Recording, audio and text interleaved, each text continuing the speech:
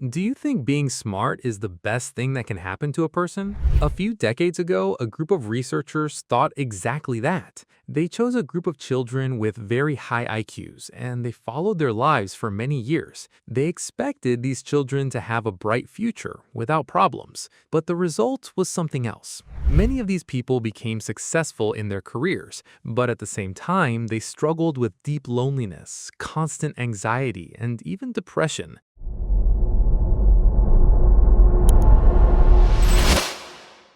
Some of them never managed to turn their talent into a satisfying life. In other words, high intelligence was not a guarantee of happiness. Sometimes it even became a heavy burden.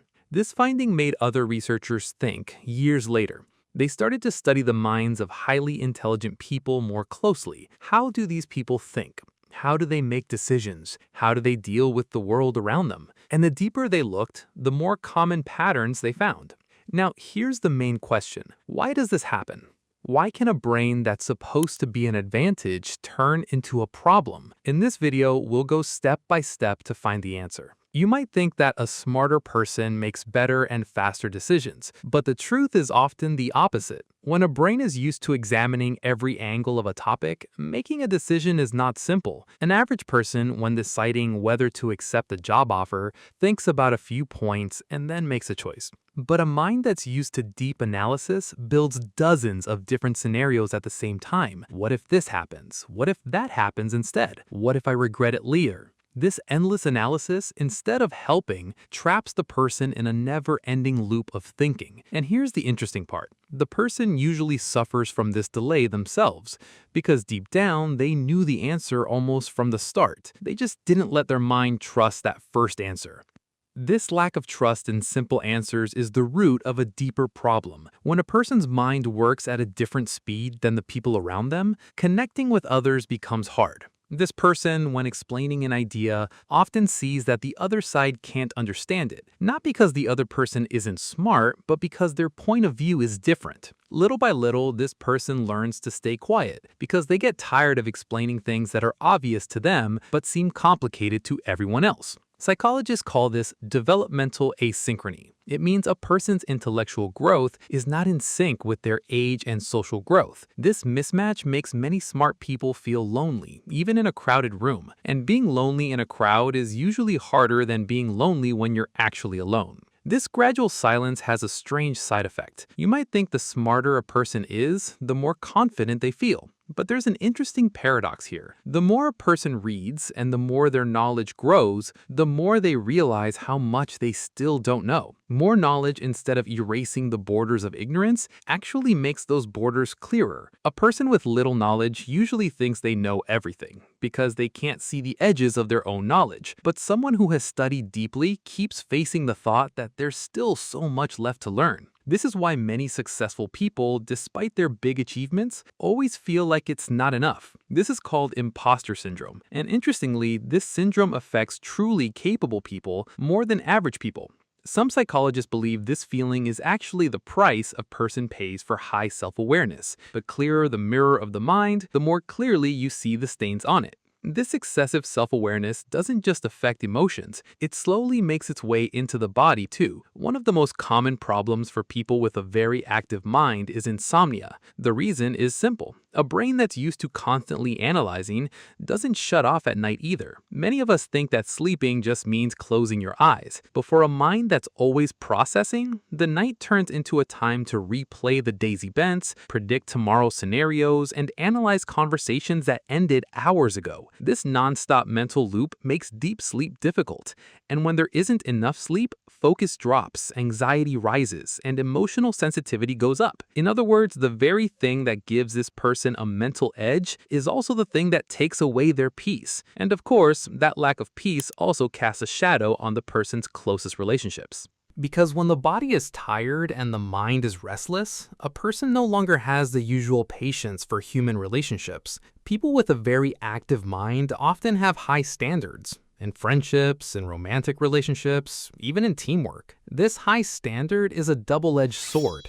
On one hand, it pushes the person to look for real quality. But on the other, when everything is measured by very strict standards, finding something truly satisfying becomes very hard. Many times, these people quickly notice small incompatibilities, and instead of putting up with them, they choose to walk away. This can lead to long-term loneliness. And over time, this loneliness pushes the mind toward questions that many people prefer never to think about at all. Some psychologists use a term called existential depression. This type of depression is specific to people whose minds are constantly caught up in big questions. For example, what is the real meaning of life? Why should we even try when everything eventually ends? An average person usually experiences these questions briefly and then moves on, but a mind that's used to deep analysis gets stuck on these questions, caught inside them. This kind of deep thinking can be really valuable because it leads to creativity, but if it's not managed, it can lead to a feeling of emptiness. Here's the important point.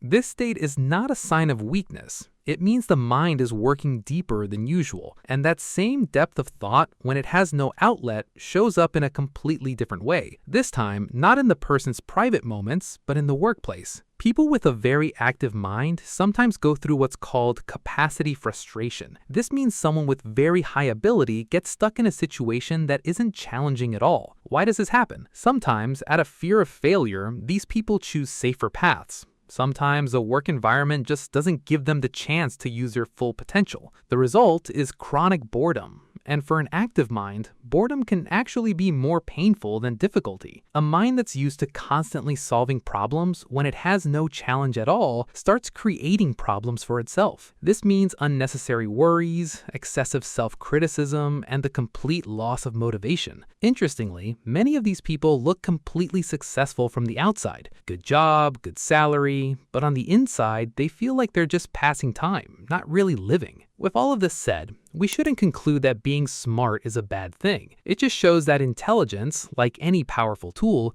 can work against a person if it's used without awareness. Here's the key point. The problem isn't the intelligence itself. The problem is the lack of mental management skills. Someone who learns how to calm their busy mind, how to make decisions without getting stuck in endless analysis, and how to connect with people who think at a different pace can turn that same intelligence into a real advantage instead of a source of suffering. And the good news is, unlike intelligence itself, these skills can be learned. That means anyone at any level of mental ability can practice and learn them. So, what's the solution? The first step is accepting that thinking more doesn't always mean deciding better. Sometimes you need to set a time limit for thinking. For example, deciding on a specific window for analysis, and after that, finalizing the decision and moving forward. At first, this time limit might seem strict, but in practice, it's exactly what an analytical mind needs to break out of that endless loop. The second step is finding people you don't have to explain everything to. People who understand with just a small hint. Connecting with these people, even a little, can really reduce the feeling of loneliness.